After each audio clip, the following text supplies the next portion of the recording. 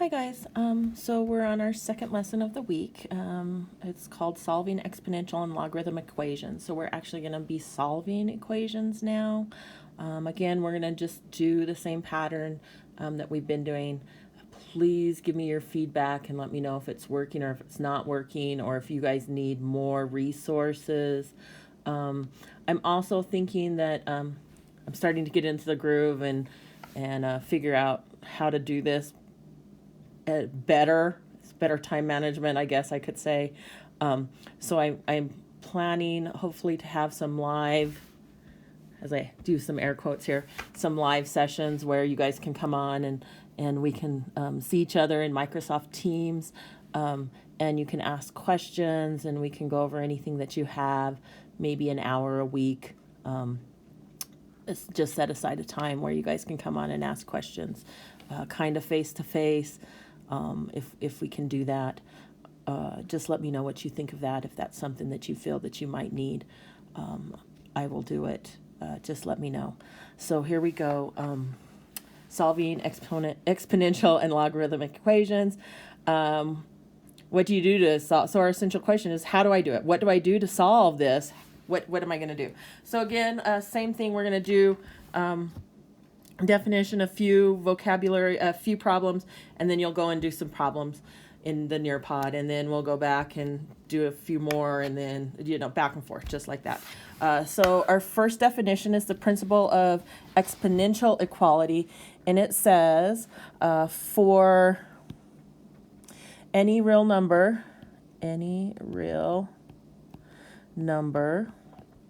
b, where, oh, good heck, you guys. It's already starting out good. Where b cannot equal -1, 0, or 1. So B can't be any of those numbers. So my base, b is going to be my base. B of x equals b of y is equivalent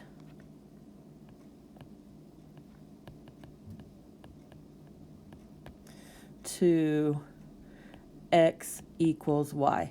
So basically what it's saying is if my bases are the same, notice b is the same, and it can't be -1, 0, or 1, because 0 to any power is 0, so it doesn't matter what x or y is. 1 to any power is 1, doesn't matter what x or y is.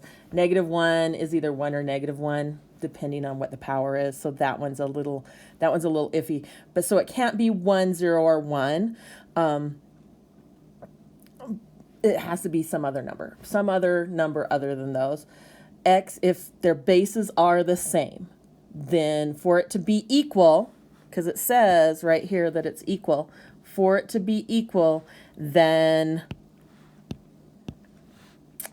x has to be, then my exponents have to be equal to each other. So therefore x has to equal y. So we can use that thought process to solve exponential equations. So that's what we're going to do here. If we can get them to be the same base, I can use this property, I guess you want to say, or rule, or definition, whatever you want to call it. So here on my first problem, I'm just going to zoom in now so we have a little bit more, you can see a little better here. And I can see a little better. Let's not lie here. So if I can rewrite 1/25 in terms of 5, I can use this definition that I've written.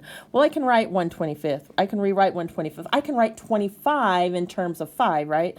So I could rewrite this as 1/5 squared. Is that not correct? Yeah, because 25 is 5 squared.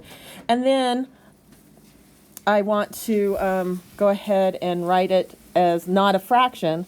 So that means, how do I get it from a fraction to a whole number? Well, my exponent has to become negative. So that would be 5 to the -2. Now look, my bases are the same. I've got the bases are the same. They're both 5s. So what my definition here says, if my bases are the same, I can take my exponents and set them equal to each other. So I can say 3, ooh, let's try and get a pen instead of a highlighter there. So I can say that 3 minus 3x equals -2. Now I just have a linear equation that I can solve and find out what x equals. So what am I going to do? Subtract 3, and I get -3x equals -5, and then divide by -3, and x equals 5/3. So there is my answer right there for that problem. Okay, so we're going to still do that. We're going to do exactly the same thing for the next one. I'm going to try and write them all in the terms of the same base. So I already know if we're going to look at the this fraction, my base should probably be 4 because it's already 4, or I could write it in 2 because I can write 4 as 2 squared. So let's try 4 first because we don't have to change that. So I can write this as 4 to the -1, and I already know it has an exponent, so I'm going to put that exponent as -x minus 2. And there we go. So I took care of my 1/4 by saying 4 to the -1, and then I left my exponent there. It'll just be distributed through. Now I have to think of 64. Can I write 64 in terms of 4? And that's what I want to do. Can I write 64 in terms of 4? Well, let's get out our calculator and see, and I just want to start doing 4 times 4 times 4 times 4 and see if I can get 64 eventually. Well, I know that 4 times 4 is 16, times 4 is 16. Oh my gosh, 4 times 4 is 16, times 4 is 64. So that means 4 to the 3rd power is 64. So I'm going to do 4 to the 3rd power, and then there's already an exponent. So I'm going to put that in parentheses and say 3x minus 2. So now, if you can tell, I have the same base here. I was able to get the same base, which is beautiful. So now I'm going to go ahead and write out my linear equation. So that's -1 times -x minus 2 equals 3 times 3x minus 2. And now I'm just going to multiply everything out and solve for x. So -1 times -x is positive x, and -1 times -2 is positive 2. 3 times 3x is 9x, and 3 times -2 is -6.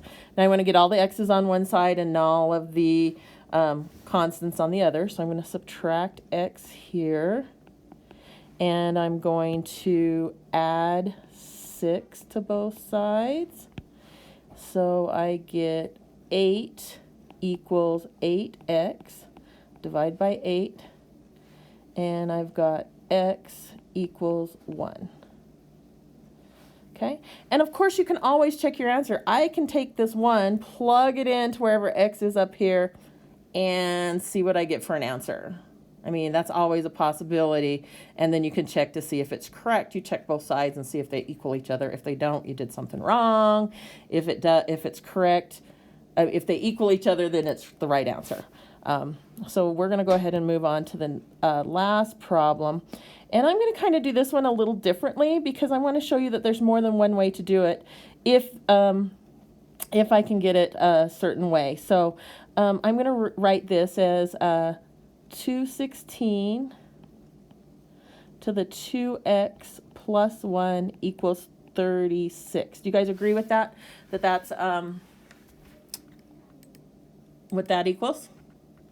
Okay, so I just want to say again that this is 6 squared is 36, right? So remember, we've been doing the logarithms, and if I can't solve some, so this is how I think. If I only have an exponent on one side, and I can't solve something as a exponential, I don't know how to solve it, I can switch it to a logarithm. We learned how to do that in the first lesson we did. I learned how to switch from exponential to logarithm, so I'm going to try and solve this one this way. So I can't solve this one.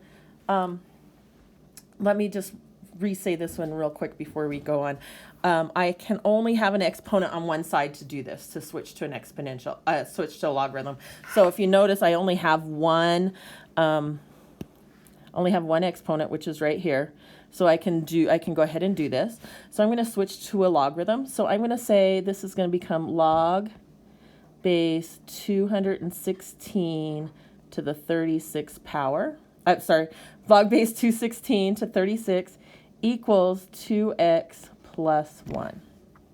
Okay, so I can put this part into my calculator. This part right here, as I'm going to erase it instead of highlight it. I can put this part into my calculator.